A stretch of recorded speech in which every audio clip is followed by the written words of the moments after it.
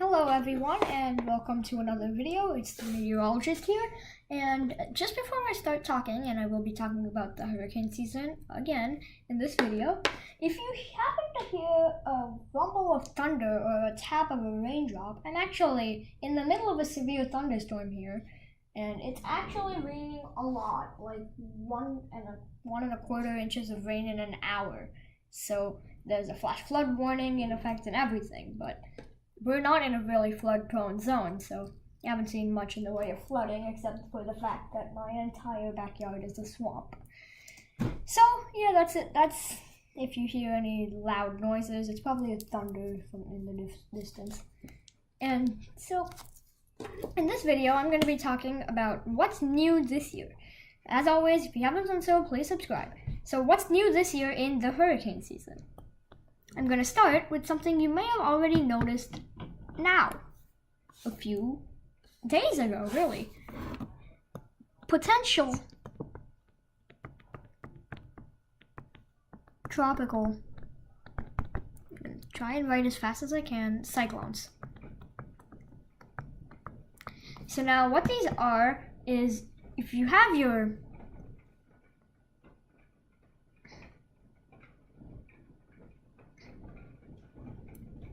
okay, I don't know what that was. Yeah, that does not, it's supposed to be a tropical storm. Here. You have your tropical storm of sorts. Alright, let's just pretend that's a tropical storm. But it's not fully yet a tropical storm. It's still half tropical, half not tropical, half just a thunderstorm over the ocean. And so, usually, the National Hurricane Center can't do anything at all with this thing except tell how much % chance this system has. So let's just give it, for now, a 50% chance of this developing into a tropical cyclone. Now, if they think, this actually might be of interest for us to investigate. So then, they say, okay, we're gonna investigate this, and they give it an invest name. Let's give this invest, say, 91L.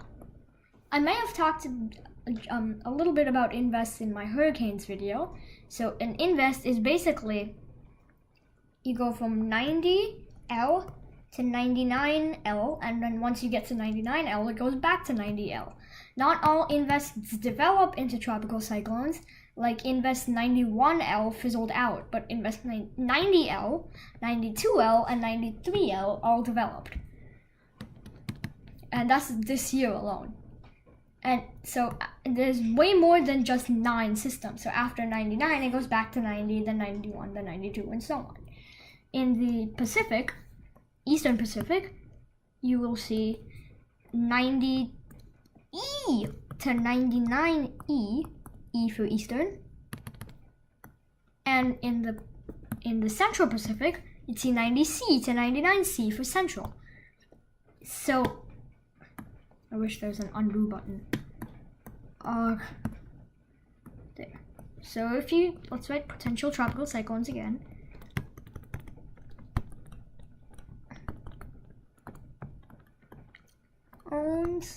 Okay, so you have your sort of tropical-ish thingy, and so normally they won't be able to do anything on it until it's designated an invest.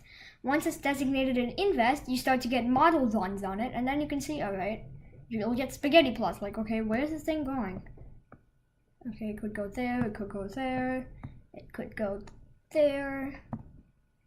How about that? So they get a little more data on it.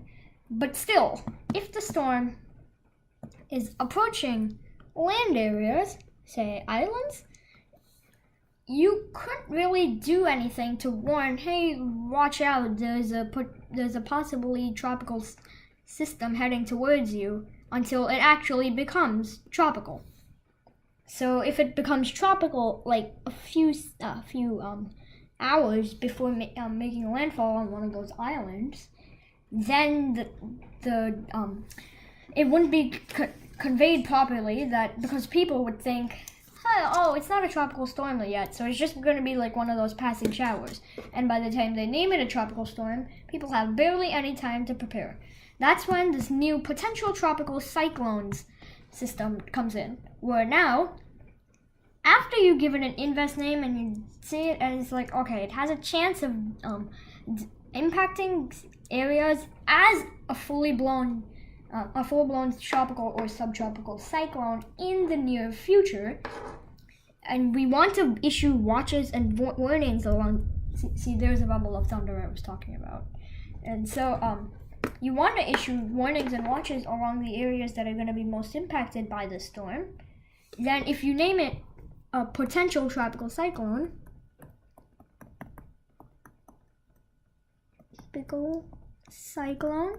and it gets the same numbering as depressions, tropical and subtropical depressions. So this one would be, if this was 90, what did we give it? We gave it 91L, I believe. So if this was 91L, it would be potential tropical cyclone 2. So you have potential tropical cyclone 2. And now you can issue tropical storm watches and warnings along these islands. So now you have a watch and warning along the island saying, oh, okay, there's going to be a tropical storm that's impacting us. But there isn't one yet. And it's a huge difference because it conveys the message that, oh, there's a strong storm coming towards you. Much, much easier. From potential tropical cyclone, it can then be upgraded to tropical storm, tropical depression, subtropical storm, tropical storm, tropical depression, subtropical storm, and subtropical depression from the potential tropical cyclone stage.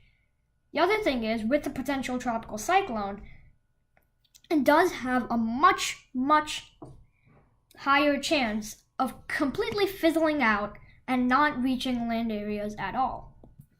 And just, those passing showers that people were thinking it was earlier. So that's potential tropical cyclones. Another new thing you're going to see this year is if you have a storm that's approaching the coastline, so you have your coastline here, you change the background to blue, and then you have your, in white, your large hurricane approaching.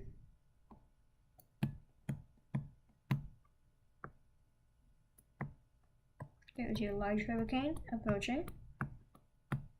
Yeah, that actually does look quite a bit like a hurricane. So you have your hurricane approaching, and you have your land area. As you know, the winds in a hurricane move around in a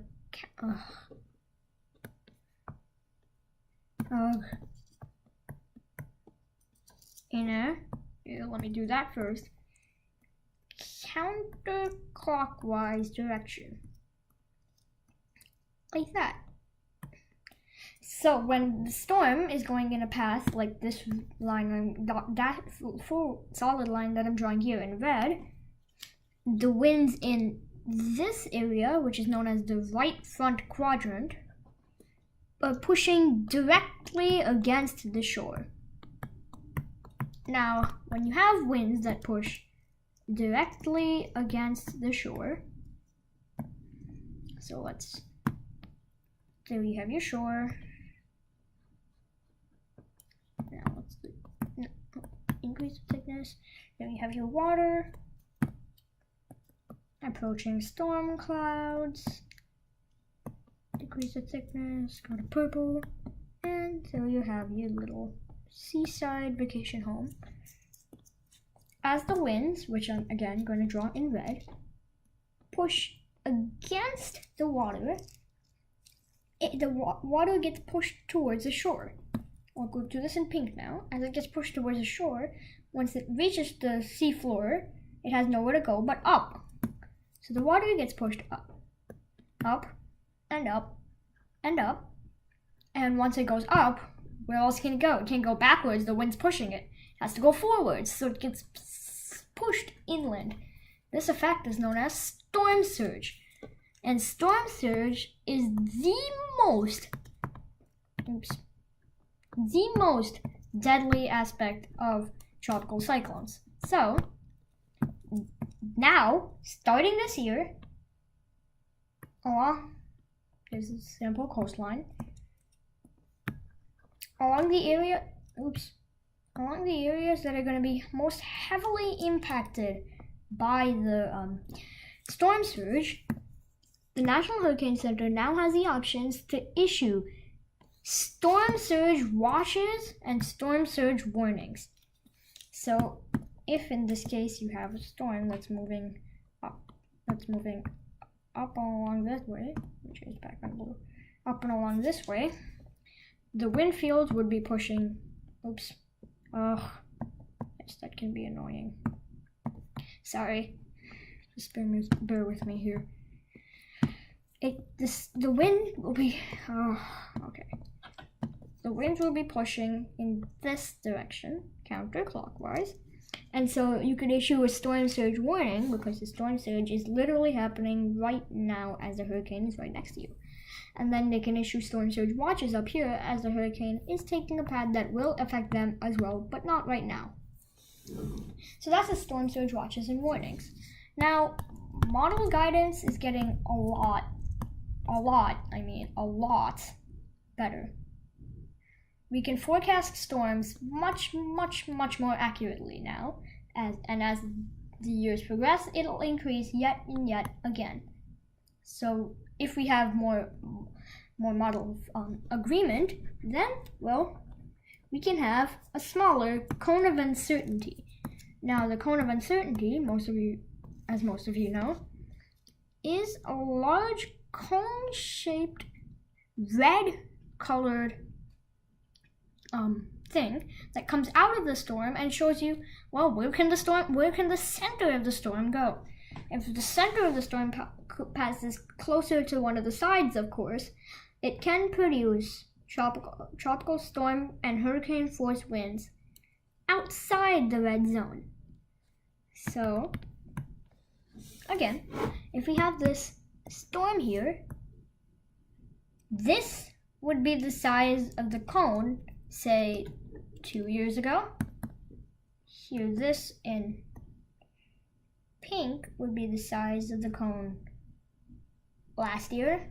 And it's important that I shade this in because I'm going to be drawing over it again. Back in 2005, when things like Katrina happened, the cone of uncertainty size was way huge, like that big for this same type of storm. Yes, I should have done the orange first, but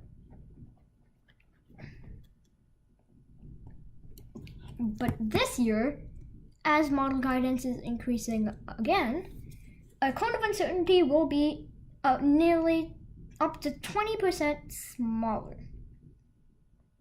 So there, much more precise and easier to follow, so that even if you lived all the way out here, if the cone stayed the way it was in 2005, you'd be, oh no, that storm's gonna hit me, and then you'll start going into emergency preparedness mode, etc., just to find the storm is gonna go up nearly 200 miles or more away from you. Oh no, that was a waste of money. So the smaller cone of uncertainty is, well, made to help people not waste money. And so those are the most significant changes you will notice this year: the potential tropical cyclones, the smaller cone of uncertainty, and the storm surge watches and warnings. So that's it for this video, and you'll see 2 more videos coming out soon. One on how to survive a hurricane, and the other on the very active tropical season that's going on right now in the Atlantic Basin. So, for now, thanks for watching, and of course, if you haven't done so yet, please subscribe. There we go. Subscribe.